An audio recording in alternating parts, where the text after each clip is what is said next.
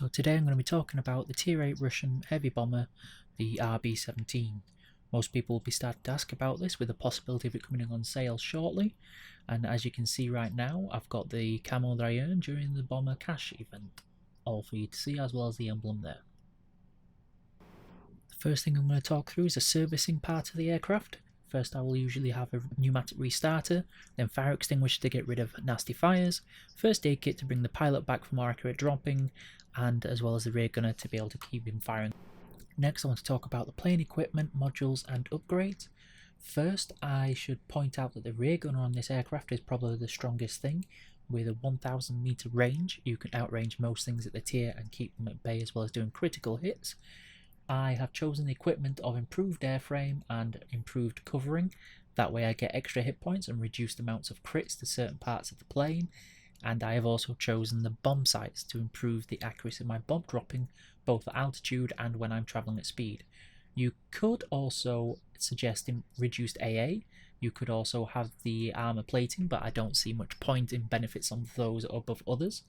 You can have the rear gun stabilization if you want to have some more rear gunner kills and improve the range of it, as well as engine tuning, but again I don't feel that those are as important as having more hit points for the tier.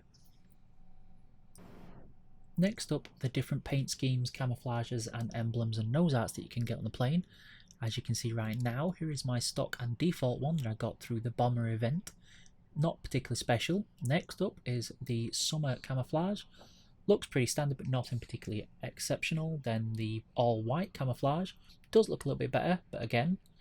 Then we've got another one, again looks slightly sharper. Then the desert one, the same, just different colours, and then just an improved green covering for the stock and default paint scheme. Next up I'll talk through the nose art. They're pretty similar to all Russian nose arts. There's not that much in way of variety or anything particularly special. You got some fairly standard ones, some boring ones, some plain ones. I'll go with my usual favourite Russian one, and then I'm going to show you the emblem that came with this aircraft. I've got plenty of other ones that came free, but this emblem is the one that came for the bomber event, and so I figured I may as well keep it. Next I'm going to talk through the pilot skills. So the first thing I always suggest to get in a pilot is the improved bomb damage, as a bomber it's your main effect. Then protection expert to improve the effect of the equipment we've put on, both in hit points and crit reduction. Then I will choose engine guru to help us get some more engine power and get to the targets on time. Next up is the rear gunner skills. First I've gone with precision gunner to help us with those crits with the very large caliber cannon. Does help with 23mm, it's quite high. And then defensive fire to help us reduce the amount of incoming damage while our gunner's working at over 1000 meters plus. Very beneficial. Usually I'll go with these two skills next, just because it helps us with the aiming and duration of fire. So next up I've got some gameplay in a tier 9 game. I've just skipped the initial part of it. I'm going to boost to the first sector because I know there's no point in climbing, as I'll get there so fast. I should just concentrate on dropping the bombs and getting as many points as I can as quickly as I can. You can see me switching in and out to make sure there's nothing going to be appearing out of nowhere, making sure I'm not going to have any problems. I am trying to pick targets that my ground attacker won't end up picking up, as well as reducing the amount of incoming fire I get from large artillery AA as well as medium altitude AA. You'll see me dropping bombs there quite ineffectively, just because I want to get in there, get some bombs dropped, climb up to a decent altitude for when I get to the next zone. I'm going to fast forward the video a little bit now to make sure that you don't get too bored. See, all I'm doing is climbing up, trying to get to the next zone. At tier 9, if you can get over 4.5k range, the large high altitude AA guns no longer hit you or can target you. Means you can save quite a lot of hit points and effort and time doing it, but you do sacrifice a hell of a lot of speed as well as time on drops. As you're about to see now, the sector's been captured and flipped before I even get there, and that's one of the main problems of the bomber, is that you can sometimes have no time to have an effect on the battle. So I'm just going to try and get to the next sector very quickly, pick up as many points as I can, hopefully getting it before my teammate bombers get there. Just because these targets are at a higher altitude than what they are on the rest of the map, my highest safe altitude isn't quite working. Just trying to drop the bombs, but I don't have time to actually have an impact on the sector. So I'm going to speed up the replay again and try and get to the middle zone. The next zone, hopefully I can get there and have a bit of an impact before it gets flipped by my bombers, like the last one. As again, you can see, travelling very slowly because I'm at the sort of altitude to stay out of range. I could boost, but it's not going to help too much. I'm already watching the sector get flipped very quickly below me. I might be able to drop 1 or 2 bombs off, but it's not looking like it, and I have a sneaky suspicion we're going to win by supremacy on this before I can even have a proper impact on the game.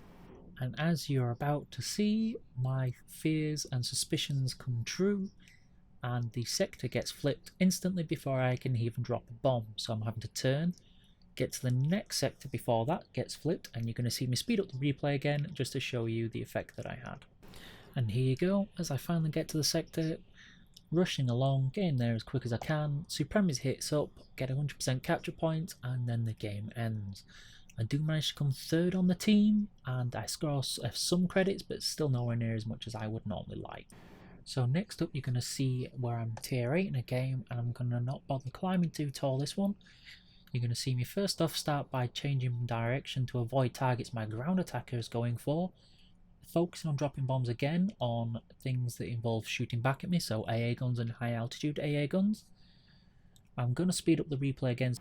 My plan was on this part was to drop the bombs and then quickly move to the next sector, but you're about to see one of the main problems of playing a bomber, especially at high tiers, in that if your teammate dies on it, or especially a bot dies on it or crashes, your progression gets reset and then you find yourself having to turn around and stay on target for even longer than you intended to, and it just slows down the whole progression of the game for you.